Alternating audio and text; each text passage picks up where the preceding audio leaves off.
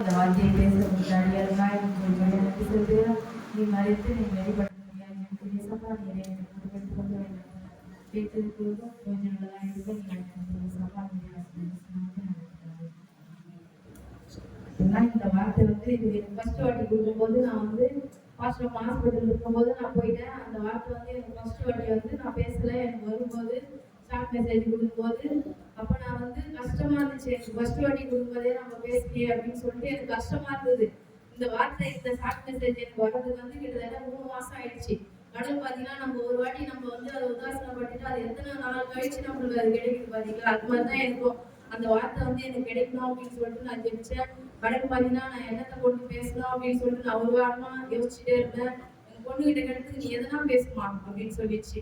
நான் வந்து சொன்னேன் என்னம்மா இப்படி சொல்றேன் அப்படின்னு சொன்னேன். இல்லம்மா நீ பேசு ஏதாச்சும் ஒன்று பேசுமா உனக்கு தெரிஞ்சது அப்படின்னு சொல்லிச்சு. நான் கடவுள்கிட்ட ஜெபிச்சேன்.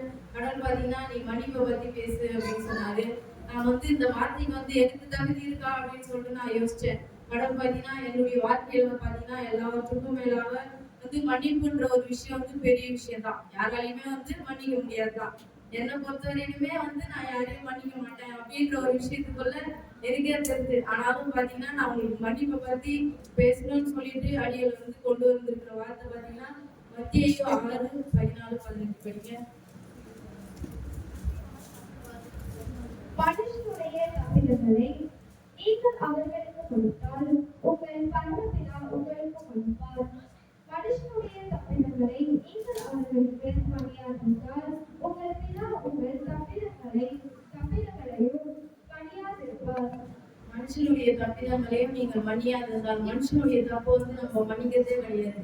ஏன்னா பாத்தீங்கன்னா நம்ம சின்ன சின்ன தவறுகள் தான் இருக்கும். ஆனாலும் வந்து நம்மளுக்கு வந்து ரொம்ப கடினமான ஒரு மனசு. அடுத்தவங்க வந்து மன்னிக்கிறதே கிடையாது. ஆனா கடவுள் பாத்தீங்கன்னா நம்ம எந்த ஒரு சின்ன தவறு செஞ்சுட்டாலும் தெரிஞ்ச தெரியாம பண்ணிட்டாலும் நம்ம முட்டி போட்டு ஜெபிச்சுன்னு பாத்தீங்கன்னா வச்சுக்கலாம் வந்து அதுக்கு மன்னிப்பு இருக்கு. ஆனா நம்ம மட்டும் அடுத்தவங்களை மன்னிக்கிறது கிடையாது. மன்னிக்காததுனாலதான் நம்மளுடைய வாழ்க்கையில கஷ்டம் போராட்டம் எல்லாமே இருக்கு. நம்மளுடைய சின்ன ஒரு விஷயம் தான் மன்னிப்புன்றது வந்து பாத்தீங்கன்னா. ஆனா அந்த விஷயத்த நம்மளால செய்ய முடியாது அளவுக்கு பிசாசு சோதிக்கும். ஆனாலும் நம்ம வந்து அந்த மன்னிப்புன்றது வந்து நம்ம அடுத்தவர்களை மன்னிக்கக்கூடிய ஒரு குணம் வந்து நம்மளுக்கு கண்டிப்பா தேவைப்படும். ஆனா ஒரு சில விஷயத்தெல்லாம் நான் மன்னிப்பேன். கண்டிப்பா எனக்கு வந்து கடினமா வந்து என்னை யாருன்னா வந்து மன்னிக்கல அப்படின்னு சொன்னா அவங்களை நான் மன்னிக்கவே மாட்டேன். ஆனாலும் நான் கடவுள்கிட்ட ஜெபிப்பேன். சபா ஏன் இவங்களை வந்து நம்மளால மன்னிக்க முடியல அப்படின்னு சொல்லிட்டு நான் யோசிக்கிறேன். நிறைய நேரத்துல மன்னிப்புன்றது வந்து எல்லாருக்குமே வந்து பெரிய கஷ்டமான விஷயம். எல்லா விஷயத்திலயுமே சரி பாத்தீங்கன்னா வந்து மன்னிக்கிறது ரொம்ப கஷ்டம் அப்படின்னு சொல்லிட்டு நான் யோசிச்சுட்டே இருப்பேன் அடிக்கடி. பாத்தீங்கன்னா எங்க வீட்டு பக்கத்துல இருக்கிறவங்க எனக்கு அடிக்கடி சண்டை வரும். ஒரு ஆயா தான் வயசானவங்க தான். ஆனா அவங்க ரொம்ப திட்டுவாங்க. என் பையன் பால் கை போட்டுறான் அப்படின்னு சொல்லிட்டு சாப்பிடலாம் விடுவாங்க. அவங்க ரொம்ப திட்டுவாங்க. அவங்க எனக்கு சண்டை வந்துட்டே இருக்கும். ஆனாலும் அவங்க பாத்தீங்கன்னா இறக்கிறதுக்கு ஒரு 2 நாள் முன்னாடி பாத்தீங்கன்னா அவங்க வந்து பாத்தீங்கன்னா ரொம்ப பலவீனம் வந்துச்சு. அவங்களுக்கு யாருமே பார்த்துக்கிறது இல்லை. அவங்க பையன் வந்து சாப்பாடு போடாமே அந்த ஆயா வரதாய் ஆயிட்டான். ஆனா அந்த ஊர் ஜனமே வந்து அந்த ஆயா வந்து எதுவுமே பண்ணவே இல்லை. ஆனாலும் அந்த ஆம்புலன்ஸ் எல்லாம் வந்தப்போ அவங்களாம் வந்து நான் கடைக்கு போயிட்டு வந்தப்ப நான் திரும்பி பார்த்தேன் அந்த ஆயா விட ஏன் ஆம்புலன்ஸ் நிக்குது அப்படின்னு சொல்லிட்டு. எல்லாம் அந்த சிஸ்டர் கொஞ்சம் வாங்கலாம் இவங்களுக்கு கொஞ்சம் ஹெல்ப் பண்ணுங்க சிஸ்டர் ஃபர்ஸ்ட் எய்ட் கொடுக்கலாம் அப்படின்னாங்க. நல்லா உள்ள போறேன் எங்க மச்ச மடையில போகாதமா நான் வா அப்படின்னு சொல்றாங்க.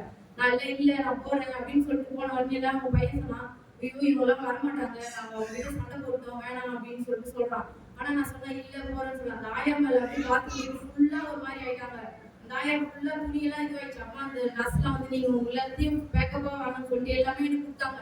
ஃபர்ஸ்ட் எல்லாம் போட்டு போய் அந்த ஆயாவுக்கு துணியெல்லாம் மாத்தி ஒரு பெட்ஷீட்ல அப்படியே கூலமா தூக்கிட்டு வந்தாங்க அந்த ஆயாவை. தூக்கிட்டு வந்து அந்த ஆம்புலன்ஸ்ல ஏற்றும் போது அந்த ஆம்புலன்ஸ்ல இருக்கிறோம் சொல்றாங்க பரவாயில்ல நீங்க இந்த அளவுக்கு ஒரு மனசு வந்து ஒப்பி இந்த வேலை செஞ்சீங்க அப்படின்னு சொன்னாங்க. ஆனா தாயை என்ன திட்டுவாங்க எல்லாமே செய்வாங்க அடிக்கடி சண்டை போடுவாங்க. ஆனா அந்த ஆயை வந்து நான் என்ன பண்ணேன் சரி யாருமே வரலையே அப்படின்னு சொல்லிட்டு நான் அந்த நேரத்துல மன்னிச்சேன். ஆனா 2 நாள் கழிச்சு அந்த ஆயை இறந்து போயிட்டாங்க. அந்த நேரத்துல கூட பாத்தீங்கன்னா எனக்கு ஒரு மன்னிக்கிற குணம் இருக்கு. ஆனாலும் வந்து ஒரு அதிகமான ஒரு மன்னிப்பு வந்து நம்ம எல்லாருமே வந்து ஒரு சில விஷயத்துல மன்னிக்கிறதே கிடையாது. சங்கீதம் 130:14 படிங்க.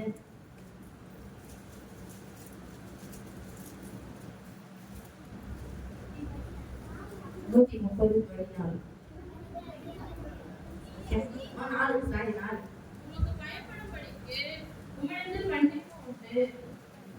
நம்ம பயப்படுறதுனால நம்மளுக்கு வந்து மன்னிப்பு இருக்கு. நம்ம வந்து கத்தருக்கு பயந்தா கூட சரி பாத்தீங்கன்னா வச்சுக்கலாம் கடவுள் நம்ம எத்தனையோ சூழ்நிலை இருந்தாலும் மன்னிப்பு பத்தி நம்ம வந்து மன்னிக்கணும். கடவுள் பாத்தீங்கன்னா நம்மள மன்னிப்பாரு.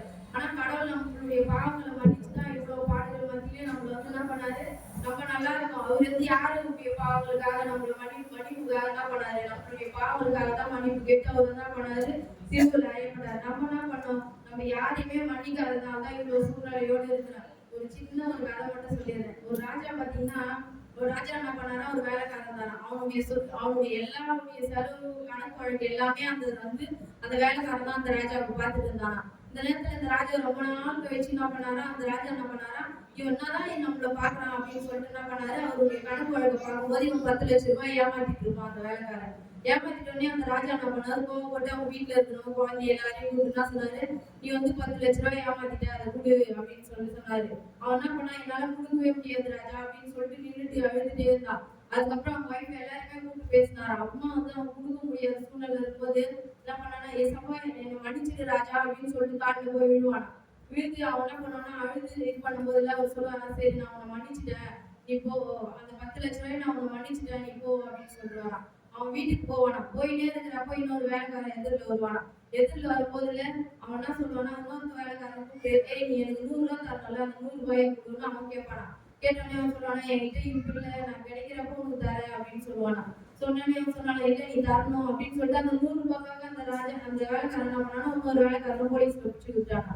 இதெல்லாம் பார்த்துட்டு அந்த வேலைக்காரங்களாம் போய் ராஜா கிட்ட சொன்னாங்க, ராஜா இந்த மாதிரி இவன் வேலைக்காரன் 100 ரூபாய் தரணும்னு என்னை முடிச்சு கொடுத்துட்டான் அப்படின்னு சொல்லிட்டு சொன்னாரா. ராஜா உடனே கூப்பிட்டு, நான் உன்னை 10 லட்ச ரூபாய் உன்னை மன்னிச்சு விட்டுட்டேன், ஆனா நீ ஒரு 100 ரூபாய்க்காக அவனை போலீஸ்ல பிடிச்சு கொடுத்துட்டியே, அதனால உனக்கு மன்னிப்பே கிடையாது, நீ உன்னை போலீஸ்ல பிடிச்சு கொடுத்துற அப்படின்னு சொல்றாரு. கடவுள் பாத்தீங்கன்னா ஒரு 10 லட்சத்தை மன்னிச்சுட்டாரு, ஆனா அவன் என்ன பண்ணல, ஒரு 100 ரூபாயை மன்னிக்க மனசு இல்லாம போயிடுச்சு. அந்த மாதிரிதான் நம்மளுடைய வாழ்க்கையில எவ்வளவு மன்னிப்புகள் எல்லாமே இருந்தும் நம்மளுடைய வாழ்க்கையில ஒரு சின்ன விஷயத்துக்காக நம்ம மன்னிக்காததுனாலதான் நம்மளுடைய குற்றம் குறைகளோடு நம்ம வாழ்ந்து கொண்டிருக்கிறோம். அந்த நேரத்துல கூட பாத்தீங்கன்னா எல்லாத்துக்கும் மேலாக நம்ம எல்லாரும் இந்த வார்த்தையின்படி நம்ம எல்லாரையும் மன்னிக்க முடிய ஒரு மனப்பான்மைக்கு வரணும். கடவுள் சொல்ற வார்த்தையின்படி நம்ம மன்னிச்சு எல்லாருக்கும் நம்ம ஒரு ஒற்றுமையாக நம்ம இருக்க முடியாமல் கடவுள் எனக்கு இந்த கொடுத்த வார்த்தைக்காக நன்றி. எனக்கு சின்ன சாட்சி இந்த வார்த்தை நான் கொடுக்கணும் அப்படின்னு சொல்லிட்டு ஒரு வாரமா யோசிச்சிருந்தேன். நேற்று பாத்தீங்கன்னா 3 மணிக்கு என் காதுல எறும்பு ஏதோ ஒன்று போயிடுச்சு. அது எறும்பு போயிடுச்சுன்னு சொல்லிட்டு நான் பட்டு சூட்டு எடுப்பேன், அது வந்துடும். ஆனா வரவே இல்லை. நான் ஜாம் பண்ணேன், சப்பா காலில் என்னால போய் இந்த வார்த்தையை சொல்லவே முடியல, ஃபர்ஸ்ட் வாட்டியே தவறிடுச்சேன்னு சொல்லிட்டு நான் ரொம்ப கஷ்டப்பட்டேன்.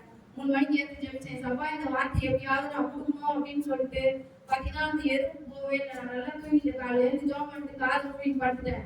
காலையில இருந்து பாத்தீங்கன்னா ஒரு எறும்பு இல்லை, அது ஒரு பண்டு கீழே விழுந்துருந்துச்சு.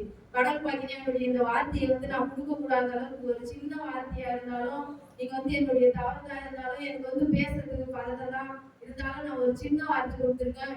இன்னும் வரும் காலங்கள்ல நான் பெரிய வார்த்தையை கொடுக்கவும் எனக்கு ஒரு தைரியமும் தந்து என்னுடைய வார்த்தையை மன்னிப்பு பத்தி நான் பேசுறதுக்காகவும் எனக்காகவும் ஜெபிச்சீங்க. இன்னும் அதிகமான வார்த்தைகள் நான் எல்லாரையும் பங்கிடவும் உயிர்த்தையும் பங்கிடவும் எனக்காக நீங்க ஜெபிச்சீங்க. என்னுடைய வார்த்தைக்காக